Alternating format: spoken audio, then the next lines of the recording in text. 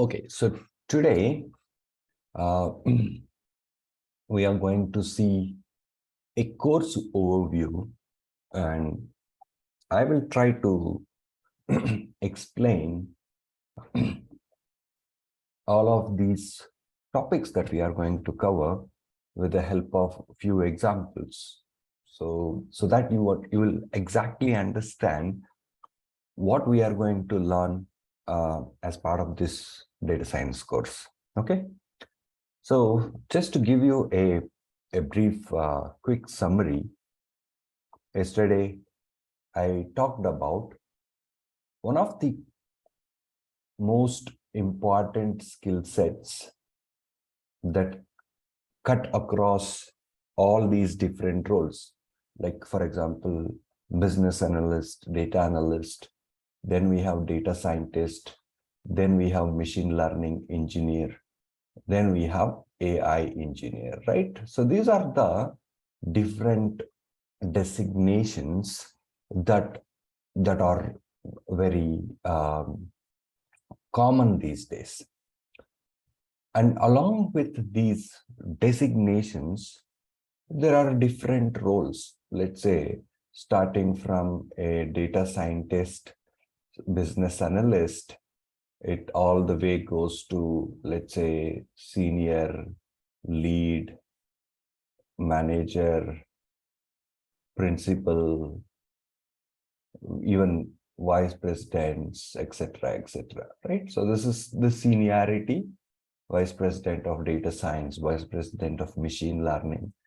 And there are companies which has CXO levels, like chief data officer, right? Many of the companies today has this role called CDO. Okay. Today, I will be focusing mainly on this part and how we address these roles with the help of our course. Okay, so I explained yesterday that the common thing that across these different roles, across these different designations, is machine learning. Okay, but the depth of machine learning will vary from one designation to another designation, from a business analyst to a data scientist to a machine learning engineer to a AI engineer, right? So what are the differences in these roles that we will focus? Okay, first let's talk about business analyst slash data analyst. These people are domain experts plus they know about the data that this company is collecting for a very, very long time. They are domain experts and they know the data very well of a particular company. Now, when a company has a simple requirement, okay, so one of the requirement I can talk about here is, let's say this is a bank, and the bank is launching a new credit card.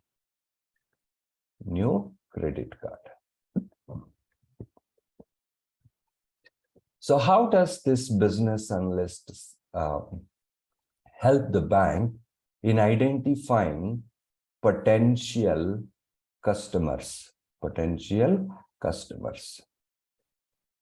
And why do we use machine learning?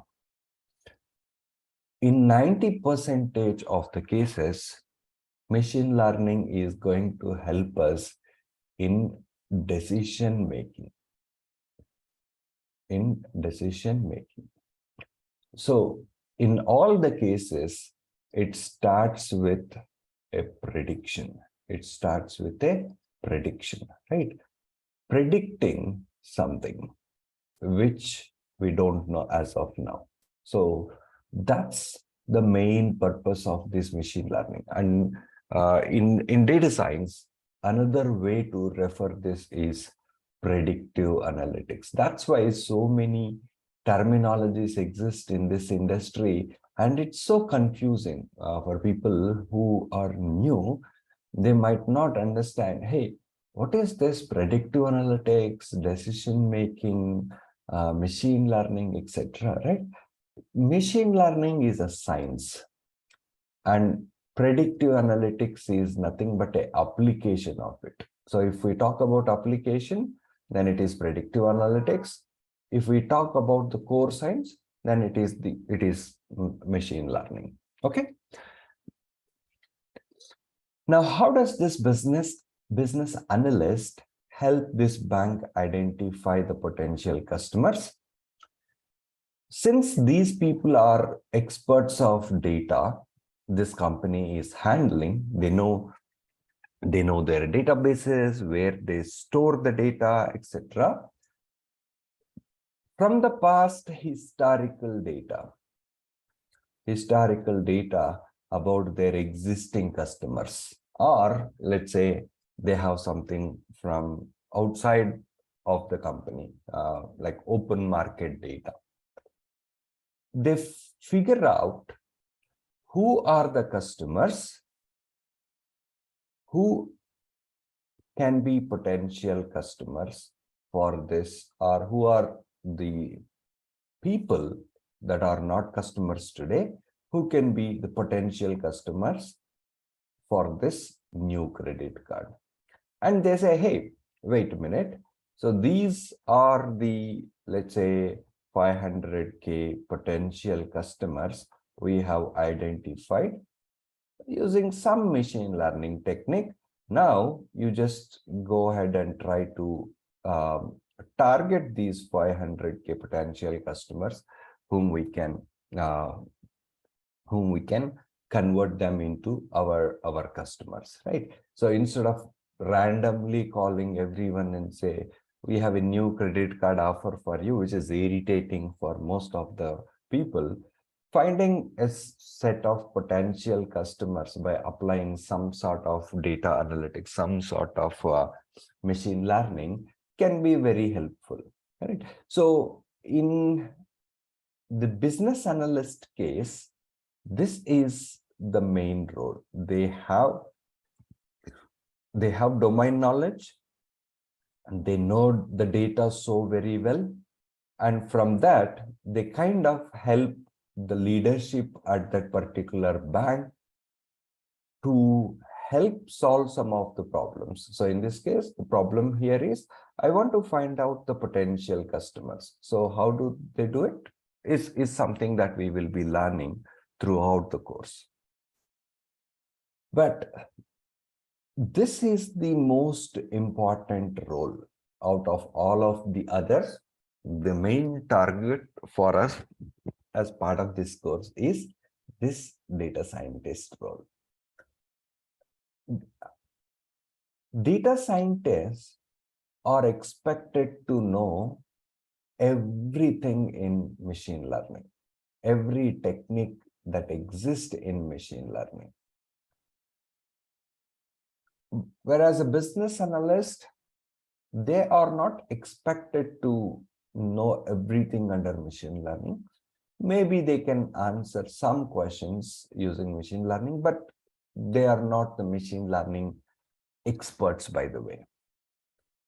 So in this course, the entire machine learning part of this course is aimed at this particular role, the data scientist, this particular designation. Okay. So let me briefly show you what we are going to cover as part of this machine learning, so that you will understand the context of it. See, this third module, this course is actually divided into 4 modules. So just let me write it. First module, module 1 is programming, which I will talk about at the end. Module 2 is data analysis. plus visualization. In data analysis, we talk about statistics also. Third module is machine learning, or you can call it as the traditional machine learning. And fourth module is all about deep learning. Okay, so that's how this course is divided. The third module part, the most important part of this course, which is the machine learning part. As a data scientist, I said we are expected to know almost every technique that we use in machine learning. So this is the one that talks about all of this. Let me start with some of the common things that we use in machine learning. First, as I said, it is all about prediction. The prediction is of two types. Let's say one is called as regression and the other one is called as classification. What is the difference between these two? Regression and classification. Regression is something like predicting a quantity. Classification is like predicting a label. I will give examples for both of this, don't worry. If we have something like car trade portal, okay, so what is this car trade portal? If anyone is willing to sell their used car, resell it, they want to know what is the price their car can fetch. We are not automobile engineer experts, so we don't know how much the car can fetch for us. So just imagine we have a portal wherein we can go and say, hey, I can enter the details of my car, like, hey, who is the manufacturer, what is the model name, and what is the odometer reading, some details, right? And finally, say fetch price, just click on this. In few seconds, it would come and display, hey, your car will be like 5 lakhs, something. But did you ever worried or think about how did this portal, let's say in this case car trade, came up with this price of a resale car, depending upon the values that you are entering? So this type of problems where we are predicting a quantity, this price that car trade threw to us is actually a predicted price. This is not the original price of the resale car. This is just to give you a hint how much this car can fetch. It can be sold for more or it can be sold for less, but that difference would be like minimal. When the car portal says 5 lakhs, maybe you can sell this car for 5 lakhs 20,000 or 4 lakhs 85,000. But you can't sell this like for, let's say, 6 lakhs. That much difference won't be there, right? But how did this car trade portal came up with this 5 lakhs, right? So that's called regression. In machine learning, it is all about learning from historical data. So what is this historical data?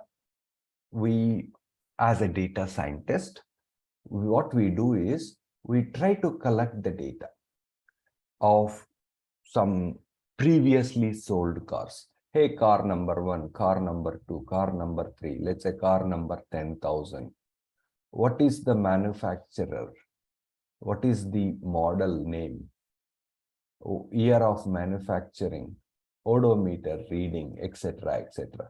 And this is like a structured data, which is kind of stored in databases most of the time, right?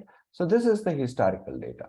And since this is historical data, we have resale price also. So this becomes our target variable, and rest all of them becomes our input variables. So this is our input, this is our target, right? Yesterday, I explained the concept of machine learning, right? Okay, just give me a minute. It will be easier.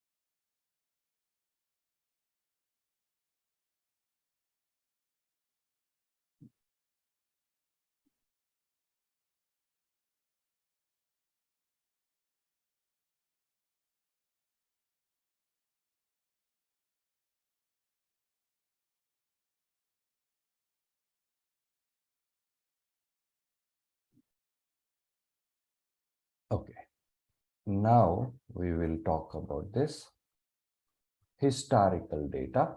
So in most of the classes, what we do, we will be writing notes like this using a digital pen, so that you don't have to focus on writing your notes parallelly along with the trainer. You can focus just completely on what is being taught, trying to learn the concept. Once, let's say, that particular class is completed or that particular topic is completed, we will share these notes with the batch students, right? So don't worry about trying to make the note things. You will get these notes, and you will get the recorded video of the session as well.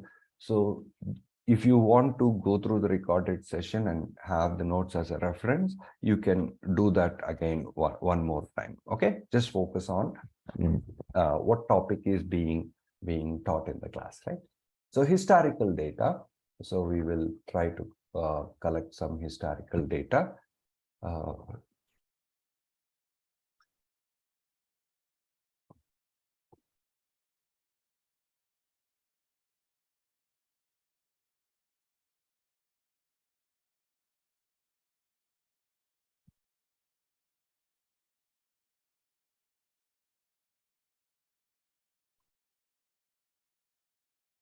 It is in the form of, like, let's say, rows and columns.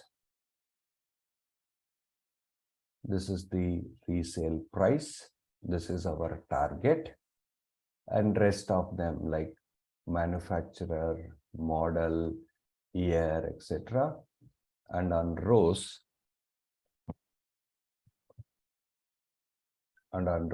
we have like 1, 2, 3, some 10,000 cars. Yesterday, I have explained the process of machine learning, right? Input, target, or output. We are going to write a program, and that program, the output is going to give us knowledge. This process is called as machine learning. So in this example, all these are the inputs, right from model, year, odometer reading, etc., fuel type. Everything is our input, and the output is resale price. So we write a program, and we give that program this data, historical data, which has both inputs, and we will generally represent inputs as X and output as Y. So we will give both X and Y as the input to this program, and it generates something called as a knowledge. So in short, we can say the knowledge is nothing but what is the relationship between X and Y, and how we can come up with Y if we know X. So that's the knowledge, right? That's simply what we call as knowledge. So this is the main concept in machine learning. And to generate this, like how we can come up with Y by a given X, that knowledge, we need a set of what we call as ML techniques. And in the entire module 2, you will be learning about these ML techniques. Okay, so far so good. Any questions? I guess able to follow? Yes, yeah. Okay, thank you. Feel free to ask questions, right? Otherwise, it will it's just becoming like I'm talking to, I'm just giving a talk session rather than teaching. That's why. Okay, if you are not able to follow anything, just let me know, or you can just type the question in the chat window. I'll get it clarified for you. So the ML techniques are broadly classified into these things. This example of coming up with a logic that can decide the resale price of the car is regression. Then we have something called as classification. In classification, it's very similar. Let's say we have some similar data.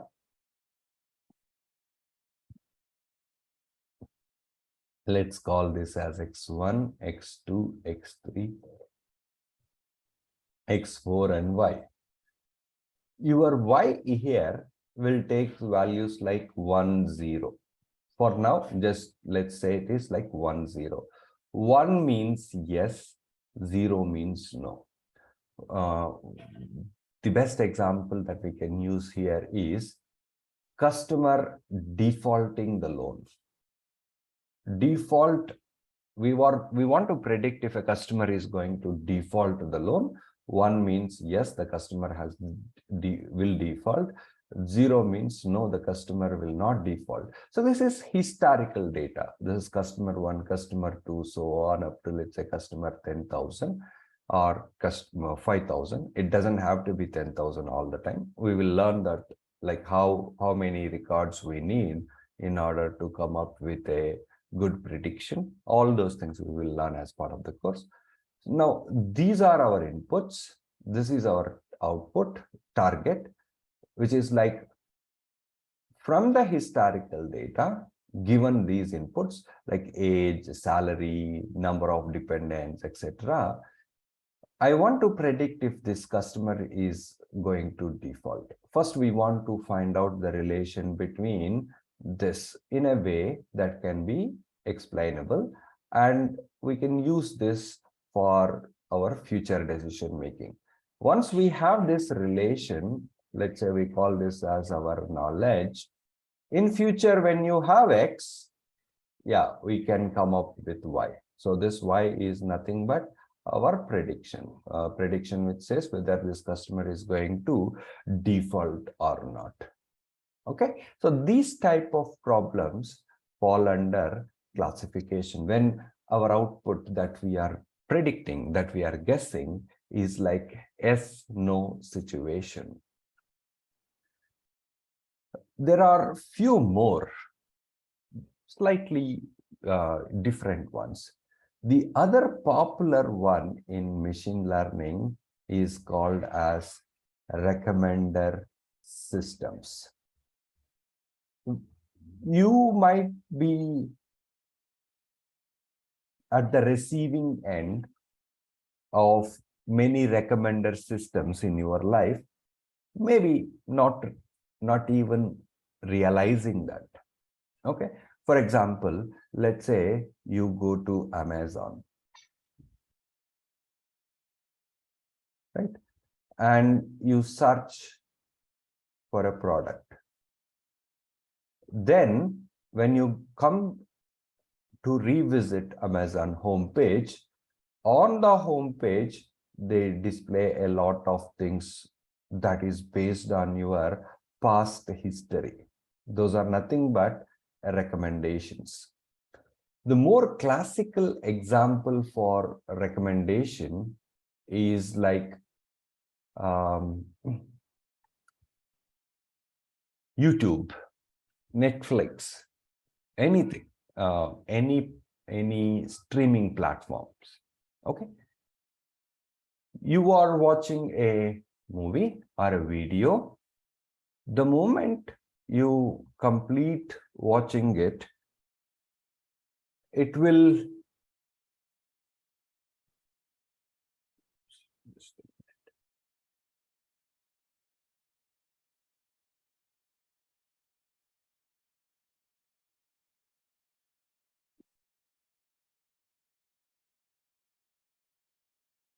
so let's talk about recommender systems here. Okay, the example here is streaming platforms. Streaming platform like Netflix. You watch a video and or you have some historical history of yourself, and based on that, Netflix comes up with, let's say, top 5 or top 10 recommendations for you. This is 1, this is 2, this is 3, this is 4, 5. The question here is, there are millions of videos on Netflix. Out of the millions of videos, how did Netflix decide that these are the top 5 or top 10 videos that has to be shown on the home page for you? You are the customer. For a given customer, of all the available millions of videos, what are the top most videos for this customer that we have to show, right? So this is also one way of predicting, right? We are predicting that this customer will enjoy these movies, and based on that we are giving them as recommendations, right? So this is another very important one of the important applications in machine learning techniques. So we have regression, we have classification, then we have recommender systems. The other one is called as forecasting. Another set of ML techniques falls into a category called as forecasting. You might have heard or used a lot of these things like weather forecasting, long range forecasting, right? So if you have gone to any weather app, it would say, hey, day 0, day 1, day 2, all the way up to, let's say, day 15. Hey, what's the max temperature for day 0, max temperature for day 1, max temperature for day 2, all the way up to like 15 days. What is the chances of precipitation on day 1? 90%, 80%, 20%, something like. So this type of analysis comes from what we call as time series data, when the data is collected sequentially over a period of time. The other ones that we have discussed so far, they are slightly different. These ones are slightly different, right? So time series analysis or time series data, and if we use this time series data to kind of make our predictions also like a series, like we are making a prediction for the next 15 days starting from today, and for if we reach tomorrow, we will again make predictions for next 15 days starting from this, and when we reach day 3, we will again make this prediction starting from that day, right? So that's why there is a specific name for this that is called as forecasting.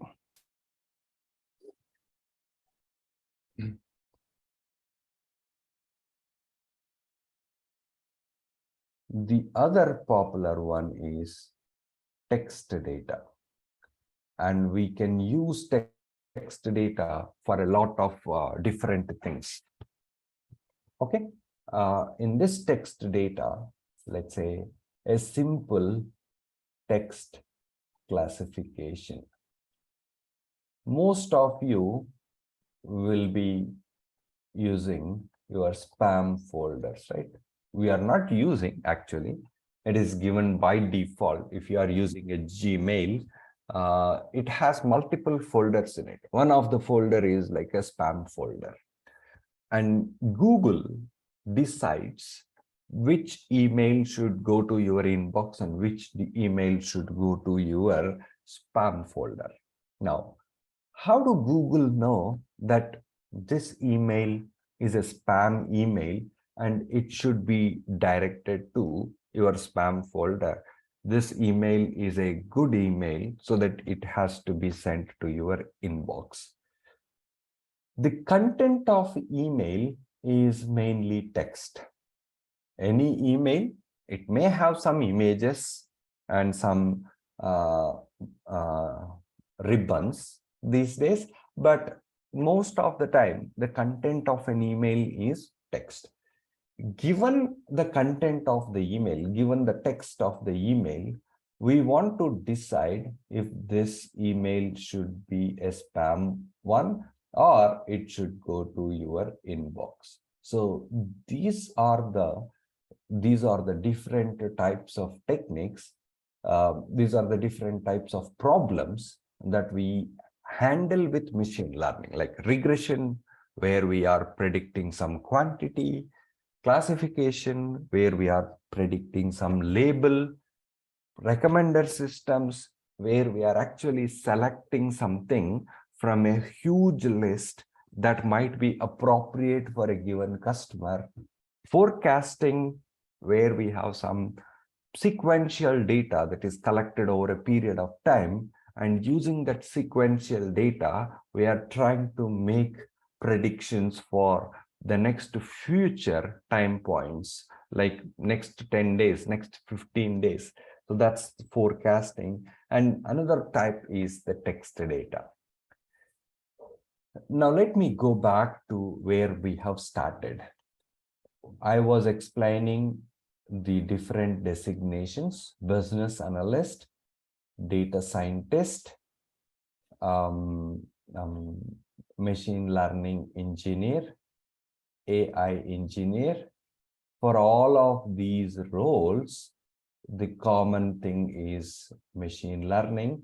And I was explaining this machine learning. What machine learning means in short? Machine learning means able to do all these things, able to build a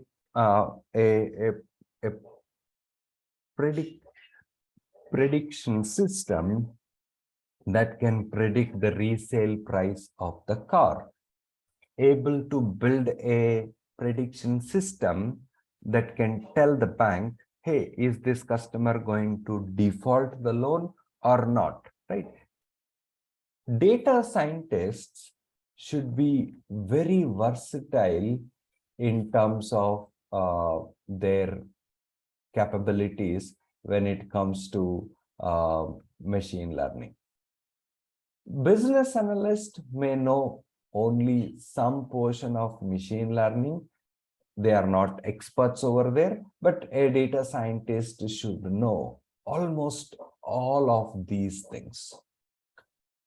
If a company asks them, hey, can you build a classification model for us that can predict if the loan is going, if a customer is going to default or not? Or can you build a system, something like CIBIL score, a complete system like CIBIL score? This is where data scientists comes into the picture, and they should be able to do that. This is what we cover as part of our third module, right? So you can see here, there are some crazy names: regression and classification. This is the main part of this entire machine learning. And to come up with these type of problems, we have a lot of ML techniques. So this is one ML technique, and this is another ML technique. These are another set of ML techniques, right? So what you will be learning in the third module is all of these different ML techniques. Now, let me also briefly talk about these two roles, ML engineer and AI engineer, and how our course also kind of like targets them. ML engineer, this role is becoming very, very popular these days. ML engineer has two different roles kind of merged into it. One is the traditional, let's say, data scientist, and the other one is the software engineer. Generally speaking, data scientist role was very different, and software engineering role was actually very different. As a data scientist, let's say you come up with a way that can kind of explains this. So this is the knowledge. You have generated this knowledge. Hey, given X, this is how you can come up with Y. This is generally called as prototyping. So data scientists collect the historical data, build a prototype, and in that prototype, they say, hey, this is the knowledge that I have generated from the prototype. If you have X, this is how you can come up with Y. But this prototype is not the end goal. The end goal is, let me again use the example of car trade portal, right? Now, this data scientist team, they came up with a way to kind of explain, hey, if these are the inputs, this is how you can generate this output. But this is not useful for end users like us. The end users need a way that they can make use of it. And to do that, it has to be built like a software application. What is this software application? There is a web page, and there is this URL, HTTPS, etc., etc.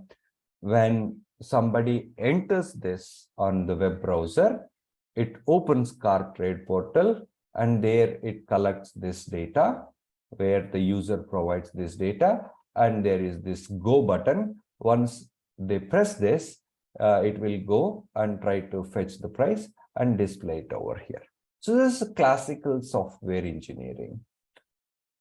And this prototype that the data scientists built is somewhat embedded into this. When this go button is pressed, let's say this is the client, and it has to contact a server behind the scenes. It can be a web service, or it can be an API, or whatever it is.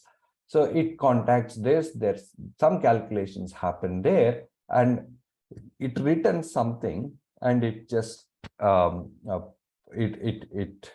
displays that value on the return page, whatever it is, right? So there's a classical software engineering. Previously, when software engineering and data science were like two different entities, data scientists build this prototype, hands it over to a software engineering team, and software engineering team takes care of all these things. But slowly, this has become a problem. Why this has become a problem is, sometimes whatever the prototype that the data scientists actually build is very complex in nature. Like this X to Y is so complex in nature that a software engineer cannot convert it into some code. So this calculation logic that is happening on the server, they cannot replicate it. The complexity of calculating Y from X is so high, they cannot replicate it. This has become a problem. Software engineers finds it very difficult to replicate it in their software application, in the web service they are building, and integrating this with the server behind the scenes, etc., etc. So this role came into existence. The machine learning engineer role came into existence. And thanks to other technologies that became so popular today, one is cloud. For example, we have AWS, we have GCP, we have Azure, etc. And on top of it, we have something called as a more matured process called as like DevOps. These things are the software engineering part of it that makes an application work seamlessly, and it can be accessible for many people, right? So that's the machine learning engineer role. Apart from understanding ML, and if they understand ML, they know how X and how this relation between X and Y is generated. So this knowledge they also can understand. They don't have to replicate. They can try to take this directly and try to packaging. So in machine learning engineer, apart from coming up with this prototype, the other aspects of it is like packaging the code, then building an image, let's say using Dockers or whatever it is, and then deploying it. So this is the additional thing that the ML engineer will have to learn. But even for them, First of all, they should have strong foundation in ML. They're not like a typical software engineer where they will only know the software aspects of it. But first, they should know how data scientists do their job, how they come up with this. Then comes the additional thing like packaging, building, and deploying. Last role, which is the AI engineer. AI engineer, the main goal of this AI engineer. Today, one of two most important applications of AI, machine learning is a broader concept, and a subset of this machine learning is what we call as deep learning. The difference is machine learning, the traditional machine learning came up using concepts like statistics, probability, data mining, etc., etc. But deep learning was developed using a concept called as neural networks. And the application of this deep learning is mainly into two areas. One is called as computer vision, and the other one is called as NLP. How many of you have heard this term called ChatGPT? I guess many of you might have used it as well, at least to interact with ChatGPT. Did anyone?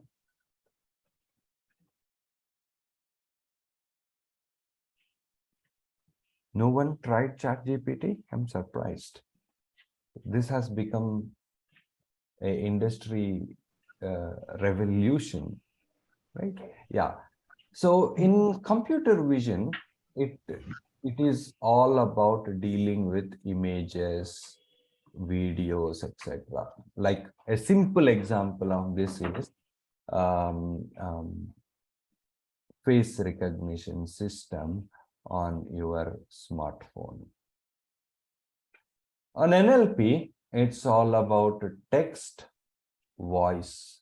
A simple example of this could be like your Amazon Alexa, iPhone Siri, all these things, right? So here in these two areas, the biggest difference is we use unstructured data. We use unstructured data. Voice, video, image, text, these are all unstructured data, and dealing with unstructured data and coming up with decision making in unstructured data. In face recognition system, what is the decision making? The decision making is given two images of a face. We want to decide if these two images are from the same object. In this case, same person. If that is the case, unlock the phone. That is the decision making, right? So how can we decide if two images are from the same object, or in this case, same face? That we will learn as part of our deep learning course. So here in the fourth module, if you see here in artificial intelligence, deep learning, you will be learning like all of these techniques, right? So these two modules, the machine learning and the deep learning, makes the core of the skill sets of a data scientist. So if we have to become a data scientist, and we need to build applications like the ones that I have explained, we need to know these ML techniques in and out. So the entire, this would be like 80% of the course, machine learning module and the deep learning module. Deep learning module, the depth of deep learning module is like so heavy, you won't be able to learn all of them like at a time. And it's practically not feasible also, right? We will be learning up until the most important parts of the deep learning, that that are very essential for you to get started.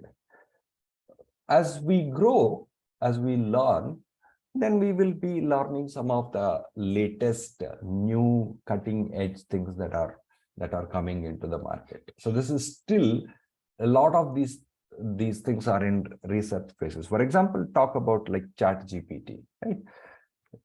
OpenAI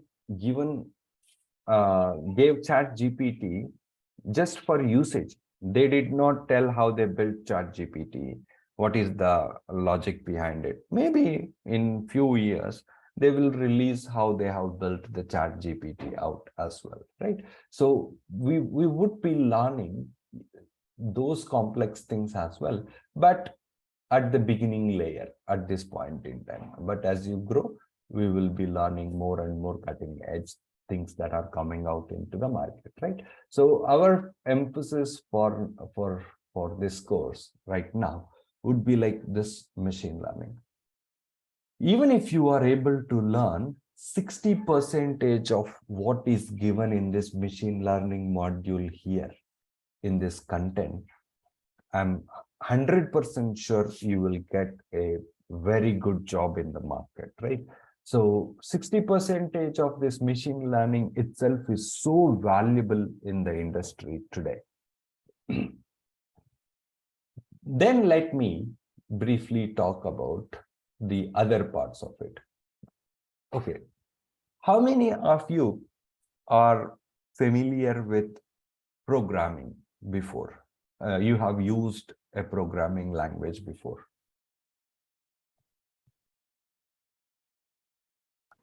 I know the programming language. Okay, which language? Java. Java, Java. fantastic. Okay. Any other person? Oh, okay. Looks like we have a lot of new crowd. So here, the two programming languages that are very popular for data scientists are these two. One is Python and other one is R. So someone coming from Java would feel that they are damn easy. And it is true, right? Python is considered as one of the most easiest programming language in the industry. So we will start this with Python as a programming language. Since most of you will be new, we will be going through the basics of a programming language, like what are data types, how do computers handle data, etc., etc. But the focus is going to be on programming language aiming at data analysis and machine learning. If you, let's say Python can be used for so many things. It can be used for building a software application, web frameworks, APIs, etc., whatnot. But in this particular course, the Python that we are going to learn is aimed at making us a data scientist, right? So the specific modules that you are going to learn as part of Python here is purely aiming at the data analysis. For example, these are the three most used Python libraries as a data scientist: NumPy, Pandas, and Matplotlib. So if you go to some other place where they actually teach you Python, they might not even cover these two in detail. They might be talking about the core functionalities of programming. Then they might be using something like Django, etc., etc. But here the focus would be completely different. Since we want all of us to become data scientists, our focus is mainly going to be on these three libraries: NumPy for data manipulation, Pandas to treat tabular data. It's called panel data. The name itself says pandas, panel data, like how do we deal with the panel data, and matplotlib for data visualization. So this is a common misunderstanding that most of the people have. In order to build data visualizations, in order to analyze data, they think we need to have tools like Tableau, ClickView, Power BI. True, Tableau, ClickView, Power BI, they all come up with some sort of user interface where we can build charts and plots just by doing drag and drop. Makes life easier. And at the same time, if we want to create a dashboard out of it, it is also easy. But for a data scientist, the reason we build these charts and plots is to understand the data. So the second module, if you see data exploratory data analysis and visualization, the reason we are building these is to understand our data. So as a data scientist, we will be building all of these plots and charts in Python using matplotlib. Some simple few lines of code will generate fantastic charts for us, right? So we will be learning all these things. So that's why this is the these three libraries, the Python packages, are going to form the core of programming language. In the core of the programming language module, apart from learning the basics of programming, you would be learning a lot of this. And this one you see here, scikit-learn, this is called the magic package for a data scientist. All 80% of your machine learning techniques is part of this one single package, scikit-learn, right? So throughout this course, you will be learning about this scikit-learn package. So this is the holy book for a data scientist, or you can say this is the magic package that a data scientist wants. We will be learning few more, but this is the core of it. Everything, like 80% of your machine learning is part of this. Other programming language, it was popular before, but nobody uses this these days. Before 2016, R was the most preferable language for data science machine learning than Python. After 2016, Python overtook R, and today no organization uses R. Maybe there are like 10% of the organizations which still uses R as a programming language. If you learn one, the other becomes so easy. For example, if you learn Python, R becomes so easy. Vice versa, if you learn R, Python becomes so easy.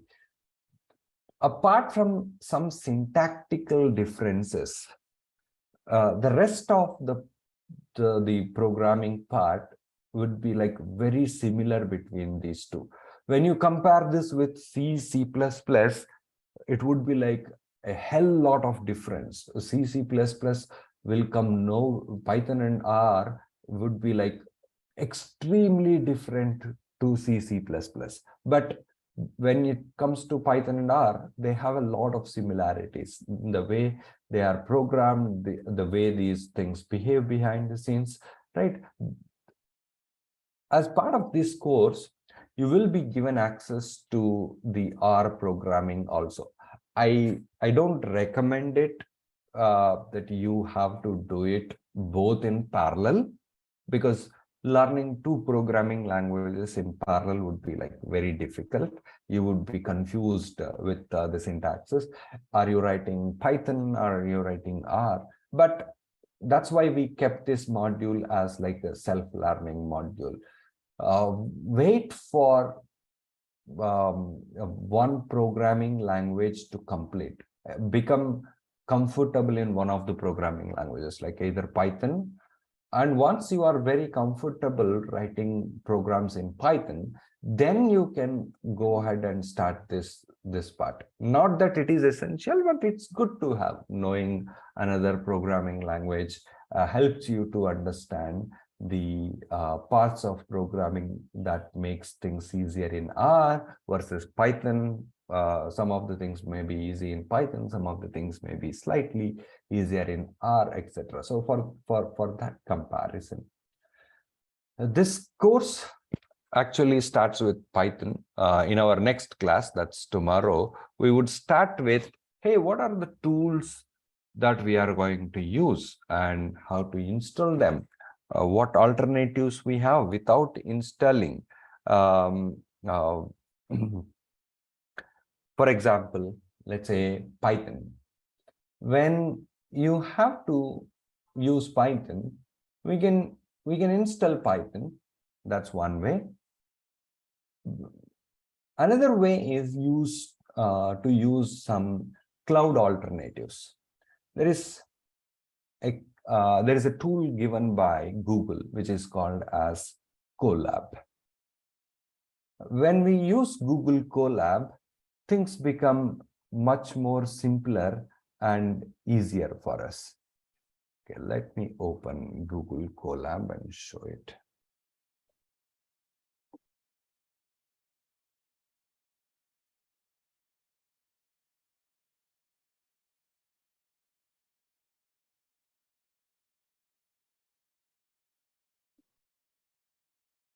Okay, see here, I just opened a browser and I searched for Google Colab and it says, welcome to Colab.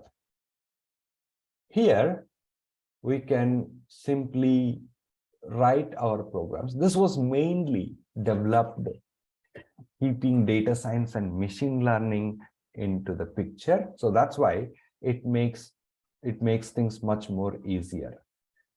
If you are new to it, there is a very good tutorial, introduction to Colab. I'll walk through these things tomorrow.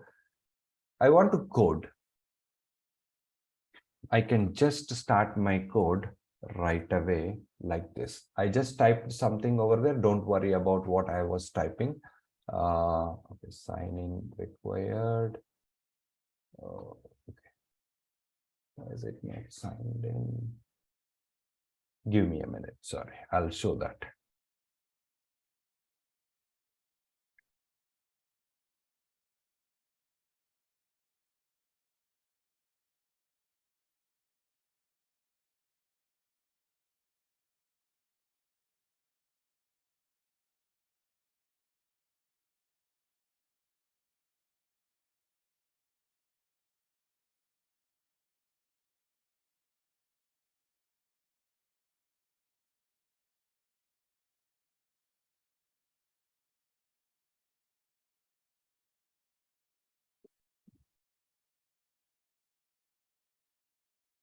So once I signed in, this page came, and here let's say I want to create a new notebook. What is notebook and all I will cover in tomorrow's class, but just to give you a brief quick overview, I created something called as a new notebook. Let's say a is equal to 10 and I just ran it. This program is now running, it's executing. These are called as cells. So this is the code cell. We can create many cells, and whatever the program that we write, we will be writing in this cell. There can be multiple lines in it, don't worry. In each cell, we can write multiple lines of code. All these things I will be covering tomorrow. That's a simple Python program for you. Why Python is considered as one of the most easiest programming language to learn is because of this. If you have to do the same in C, C++, or any other programming language, you would be doing many things. First, you have to declare a variable called a, and tell what type it is. Is it an integer or a float, etc., etc. Then assign a value to it. In this case, I am assigning a value of 10 to it. Then kind of print it. But here, I did not do any of those things. I just simply said, hey, just take a value of 10 and store it in A and print it for me. That's the reason Python is considered as one of the most simplest and easiest programming language. Okay, we will be learning more of these things starting from tomorrow. Why I just gave this one is many of you might be like wondering, hey, I don't have a great laptop. I have a very simple one with a simple configuration, like I have a 4 GB RAM one with an old processor. All those things are not necessary. All you need is to have a computer. If you have it, then we have all the options on the internet today. It should be able to handle a browser easily. Then we can do all of these things using cloud options. Google provides cloud options. All these are free options. Of course, there are like paid versions as well. Unless there is a need, we don't have to go to the paid versions. For learning, we can simply rely on these free options, right? So in this course, we will be learning mostly through these Google Colab and all associated things to it, right? Okay, let's see. Any questions?